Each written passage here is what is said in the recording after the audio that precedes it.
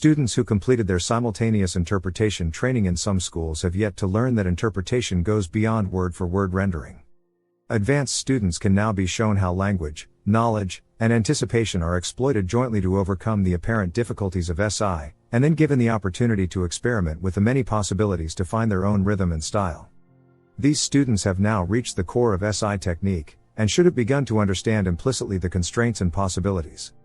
The time, freedom and comfort we have in SI certainly depends on the type of speech we have to deal with, and on our preparation and linguistic resources, but there are ways of gaining or losing control. If students are too close to the speaker, or lock themselves into certain sentence constructions, they may have to clumsily backtrack or restart. Students should be encouraged to experiment with a longer or shorter lag, first on speeches of one type then another until they find their own rhythm.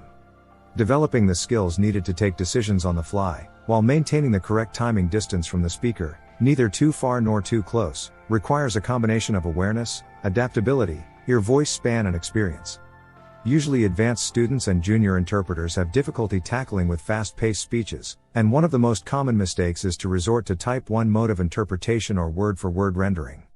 When interpreters are focusing only on Type 1 mode, they fail to deviate from the literal speech and may complete the message clumsily or make meaningless sentences. Why do junior interpreters often sound like court interpreters? Court interpreters need to interpret fast and word for word because their job is to interpret every single word, as it all goes on the record. But that is not the case with conference interpretation. However, interpretation students are seldom taught that there are two modes of interpretation, which is why a common error is that they follow the speaker as closely as possible. This is because they adopt the Type 1 mode, the simplest style of interpretation. Mode 1, literal interpretation, involves adhering closely to the original, allowing minimal room for deviations, adjustments, corrections, or omissions. Mode 2, dynamic interpretation, involves synthesizing information to effectively communicate the intended meaning, excluding any redundancies or unnecessary information that might overwhelm the listener. It prioritizes conveying the speaker's intended message rather than a verbatim repetition of their words. Mode 2 involves using interpretation tactics to gain flexibility. Such flexibility significantly enhances delivery, allowing interpreters to deviate from the original speech when necessary or adhere closely to it, sometimes within the same sentence.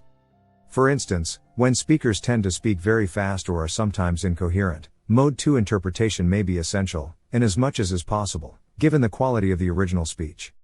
Whereas certain types of speeches such as court depositions demand strict adherence to the Mode 1 interpretation style.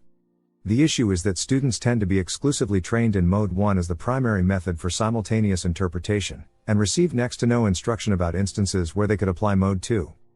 Perhaps the solution is not about opting for one style over the other but striking a balance. Approaching these two styles as points along a continuum could help interpreters find a comfortable balance between extremes. Here are some tips. Minimize your voice span, the length of time between the start of the speech and the beginning of the interpretation, when you sense that your short-term memory is struggling with the information load, posing a risk of missing the next segment.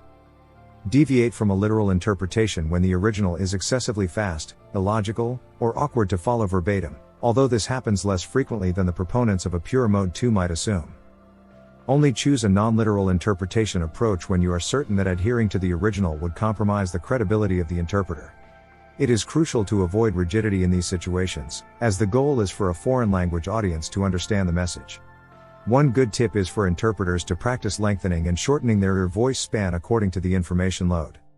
A longer ear-voice span allows for higher accuracy because the interpreter gets more context before interpreting, and it makes for a better paced, clear and pleasant delivery that the audience will enjoy and understand. Keep an eye out for our IATI courses for aspiring interpreters. Join us to refine your skills under the guidance of seasoned professionals and learn to deliver expertly paced, clear, and engaging interpretations. Don't miss our upcoming advanced interpretation courses.